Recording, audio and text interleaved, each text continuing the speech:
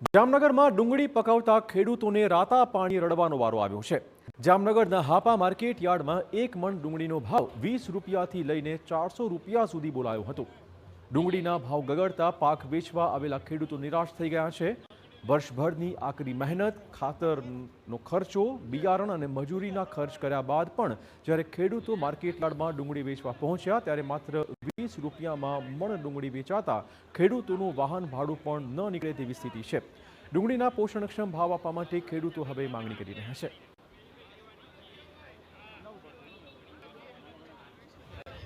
અત્યારે હાપા એપીએમસીમાં ડુંગળીનો ભાવ 20 થી 400 લગો છે। આ ખરેખર ખેડૂતને કોઈ રીતે વળતર થાય એમ નથી, તો સરકાર કે એપીએમસી વાળાને ખાસ ભાવ સુધારો કરે એવી નમ્ર ડુંગળીની બજાર 20 રૂપિયાથી ચાલુ થઈ 250 સુધી પહોંચે છે। કોઈ એકાદ બકલ એવો હોય તો એનો ભાવ વધારે છાપામાં એન્ટ્રી બતાવવા માટે આ લોકો કરે છે, બાકી હકીકતમાં આવો ભાવ પોસાય જ નહીં ખેડૂતને। ખેડૂત આમાં રોવે ને તો એનું ભેગું ન થાય।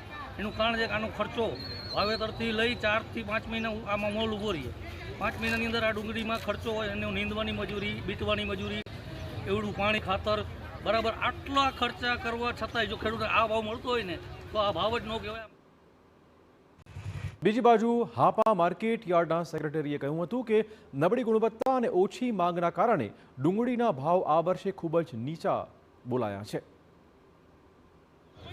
ડુંગળીની વાત કરીએ તો દર 3 થી 4 દિવસે ડુંગળીની આવક ખોલવામાં આવે છે અને અંદાજિત 5 થી 6000 ગુણી જેટલી ડુંગળીની આવક નોંધાય છે। અને આજે ડુંગળીની આવક થાય છે તે જામનગર આસપાસના વિસ્તારો, જામનગર તાલુકો તેમજ જામનગર જિલ્લામાંથી જ મોટે ભાગે થતી હોય છે અને તેનું વેચાણ 3 થી 4 દિવસે વેચાણ થાય છે। આજે 5 થી 6000 ડુંગળીની આવક થઈ હોય છે તેનું, અને હરાજીમાં તેના ભાવ 30 રૂપિયાથી લઈ અને સારી ક્વોલિટી હોય તો 350 સુધીમાં વેચાણ થાય છે। આ રીતે ભાવની સરખામણી કરીએ તો હાલમાં ભાવો ખૂબ નીચા છે અને આવકો પણ ઓછી છે અને વેચાણ પણ ઓછું છે।